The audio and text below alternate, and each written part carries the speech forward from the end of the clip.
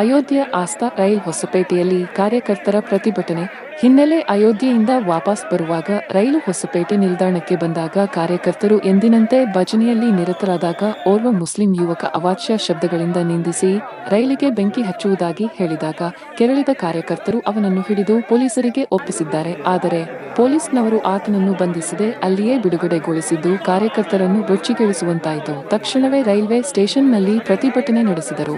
ಕಾರ್ಯಕರ್ತರ ಪ್ರತಿಭಟನೆ ತೀವ್ರ ಸ್ವರೂಪ ಪಡೆಯುವಂತ ತಲುಪಿದಾಗ ರೈಲಿಗೆ ಚಾಲನೆ ನೀಡಿದಾಗ ಕಾರ್ಯಕರ್ತರು 3 ಬಾರಿ ರೈಲಿನ ಚೈನ್ ಎಳೆದು ರೈಲನ್ನು ತಡೆದರು. ನಂತರ ಹೊಸಪೇಟೆಯ ಸ್ಥಳೀಯ ವಿಎಚ್ಪಿ ಕಾರ್ಯಕರ್ತರು ಬಂದ ನಂತರ ಆರೋಪಿಯನ್ನು ಶೀಘ್ರ ಬಂಧಿಸುವುದಾಗಿ ಪೊಲೀಸರು ತಿಳಿಸಿದ ಮೇಲೆ ಅಯೋಧ್ಯೆ ಆಸ್ಥಾ ರೈಲು ಹೊಸಪೇಟೆಯಿಂದ